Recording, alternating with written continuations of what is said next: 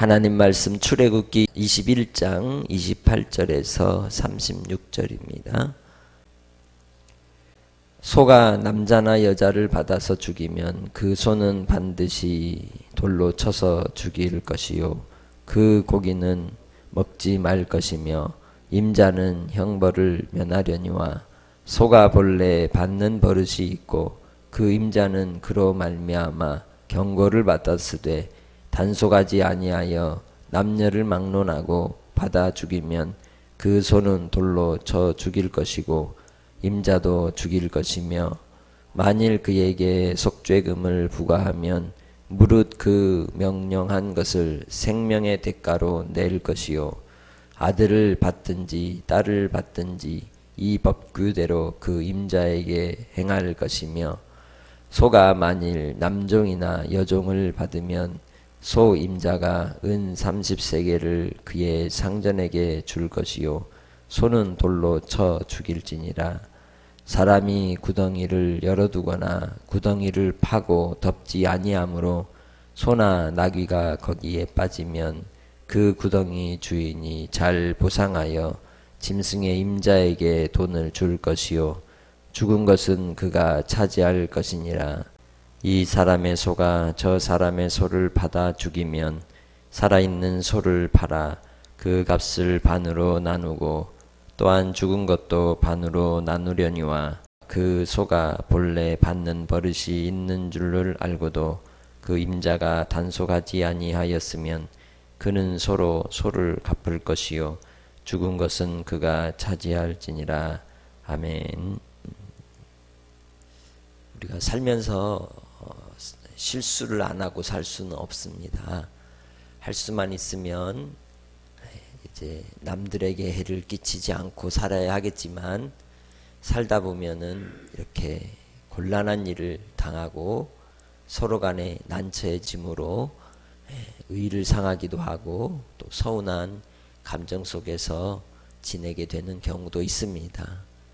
그러한 일들이 경제적인 활동 가운데 더욱더 나타나게 되죠.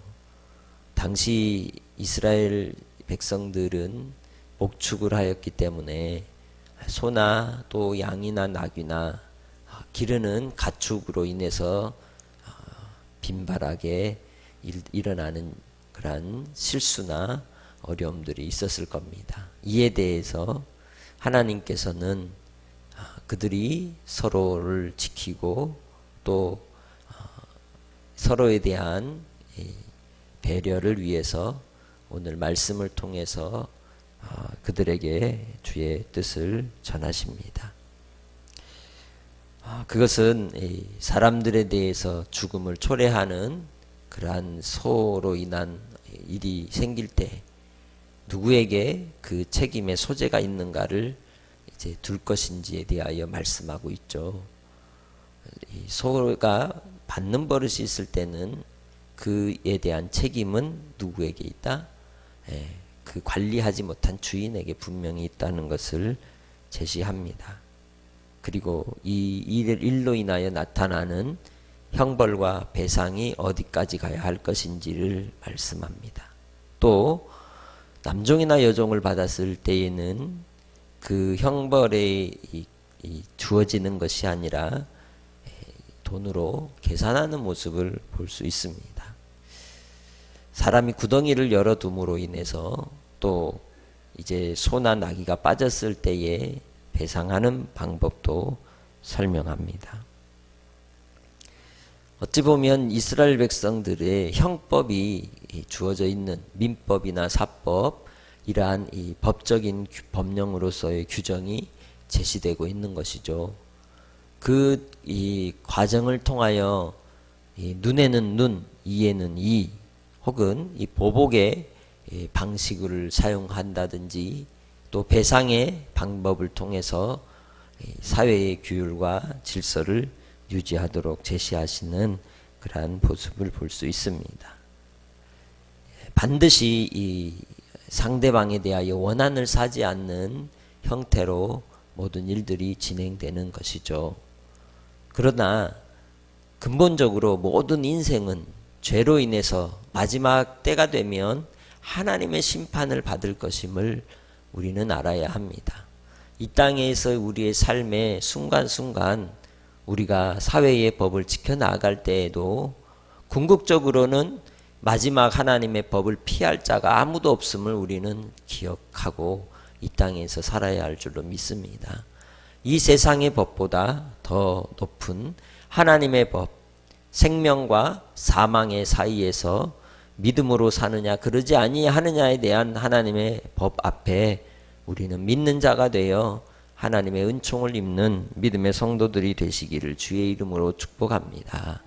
짐승으로 인하여 당하는 이 일들조차도 이렇게 처리하게 하셨다면 우리 아담과 하와에 의해 범죄한 인생들로 말미암아 인류가 감당해야 될 그 형벌에 대해서는 어떠하겠습니까?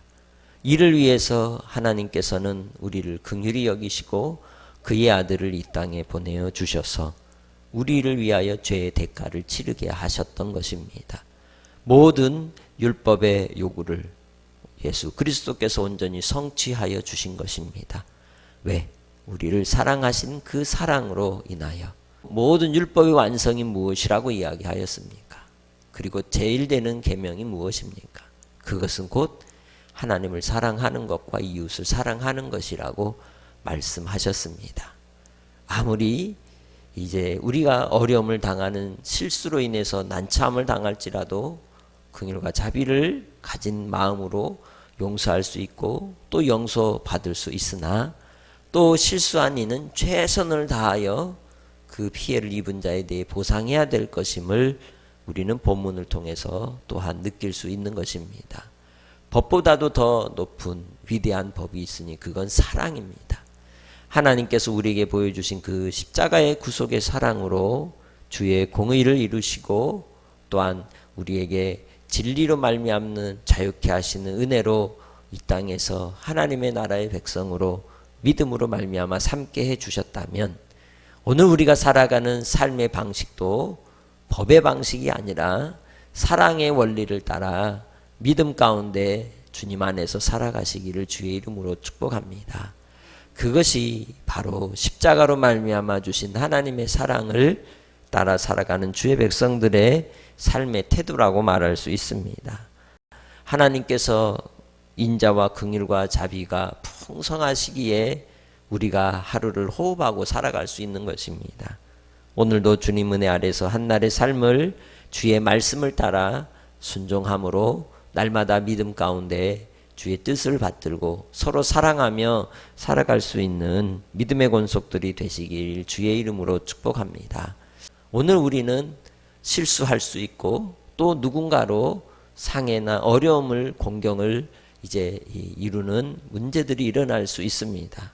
그때의 우리의 마음의 중심에서 진심으로 사랑의 마음을 따라 서로 용서하고 용납하며 주의 법을 성취하는 자가 될 때 진정 예수 안에 있는 자가 되고 말씀의 사람이 되고 그 뜻이 이 땅에서 아버지의 뜻이 이루어지는 그러한 주의 도구가 되는 줄 믿습니다. 한날의 삶을 살아갈 때에 우리가 어떻게 살아야 하겠습니까? 이 일은 오늘 말씀이 주어진 일은 남의 이야기가 아니고 바로 우리의 이야기이고 나의 이야기일 수 있습니다. 그러나 그 가운데 아버지의 긍휼하심을 바라보는 믿음의 성도들이 되시기 바랍니다. 주의 자비하심을 구하는 성도들이 되시기 바랍니다. 그럴 때에 우리도 주님 안에서 하나님께 빚진 자라는 심정으로 살아갈 때 하나님께서는 우리로 선을 이루게 하시고 또 복음의 능력이 나타나게 하셔서 죽은 자를 살리며 영혼에 자유케 하는 은혜를 나누어 줄 수 있는 사명자로 우리를 사용하여 주실 줄 믿습니다.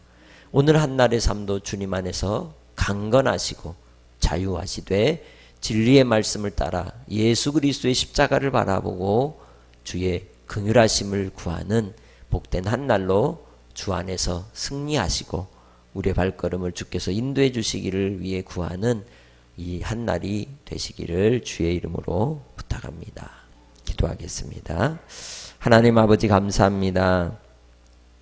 이 땅의 삶 속에 우리가 실수하지 않고 살 수 없습니다.